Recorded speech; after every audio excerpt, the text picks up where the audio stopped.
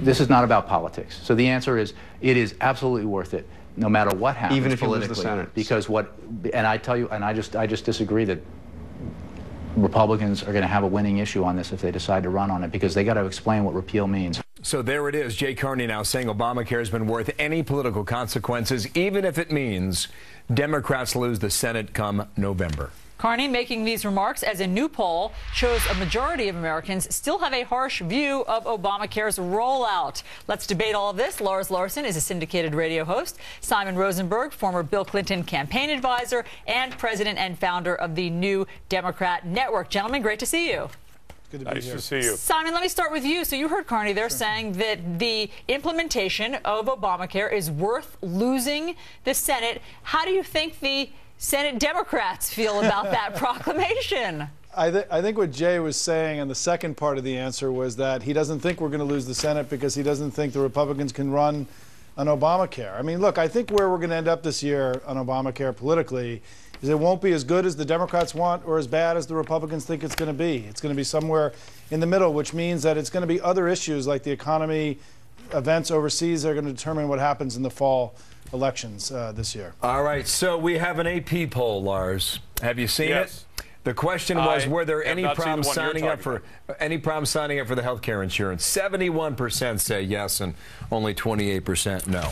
You say the president's been tone deaf on this. Go. He's completely tone deaf. Think about it, Bill. It's like being stuck on that cruise ship. The whole country has the insurance equivalent of the norovirus, and apparently Captain Obama is happy to throw as many Democrat crew members to the tiger sharks as he has to, as long as the good ship Barack stays on its course. This thing's a mess. Healthy people are signing up. Sick people are signing up. The healthy people are staying out. And if you want to talk about an impact on the economy, what kind of impact on the economy is there when average families are paying huge increases in premiums and seeing huge increases in deductibles and copays? Think about the money that's going to strip out of their deductible income and what that's likely to do to the general economy. So, Simon, what do you think? I mean, by November, given that 71% say they're still encountering problems or have encountered problems, do you think that by the midterms, this is an issue that Republicans will be able to run against or not?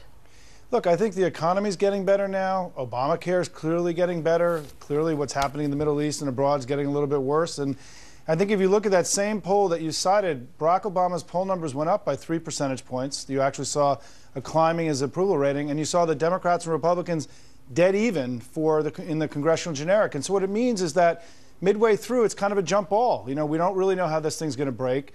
And I think it's why both parties are talking about working with the other side to get things done, because they know they've got to improve their situation before they go into the fall elections, that what they have now isn't enough.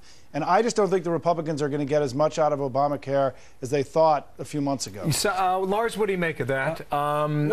Is this a world of political regret, do we believe, when you wake up that Wednesday morning in November? I don't think the president regrets this at all. He's so narcissistic that whatever gets it done for Barack is what he's looking for. And think about this, Simon, you say the economy is improving. Why is it that for the first time in American history, the majority of food stamps are going to young, able-bodied, working-age Americans rather than to older Americans and children, which is the way food stamps have always been allocated? We now have a gigantic number of people who are trying to make a living, and they're on food stamps. This economy is not getting demonstrably better. And again, go back to that number. If you see people paying even $100 or $200 or more for their health insurance premiums, that strips away for the average family most of their disposable income that they will spend in places that generate a lot of the jobs in America. Simon, you want to take a stab at that?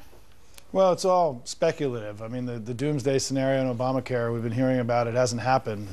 Clearly there were mistakes made. Things are getting better. People are signing up. But in terms of what Lars said about why the food stamp recipients have shifted in terms of the demographics. Look, the economy, when the president came into office in 2008, 2009, right, the economy was the worst it had been in 70 years by virtually every metric, right? Stock market going up, the deficit's been cut in half. We've seen a more than 3 percentage point decrease in the unemployment rate. We had 4% GDP growth in the last quarter. There's clearly an uptick, right? And so whether it's enough to make people feel like the economy is getting better. In that same poll, I got you, Simon. There was a significant drop. So the economy clearly is getting better. I got you. If the economy continues to improve, if healthcare continues to get better, if the world's a safer place, if the world's a safer place, if. Lars, I'll give you the last word. You think the world's a safer place? Take a look at the Middle East. Take a look at our relations with Russia. Take a look at the terrorist attacks. I just hope the president gets on TV tomorrow night in the State of the Union and apologizes to this country for lying about keeping your doctor and keeping your health plan. He owes us an apology. Gentlemen, thank you. Thanks, Simon, guys. Thank you so much. I don't think you're going to get Thank that, you, Lars. Do you? No, I don't. I'm not going to hold my breath. We'll bring you back afterwards to provide analysis on that also. Thanks, guys. Thank you, fellas. Bye-bye. Thank you so much.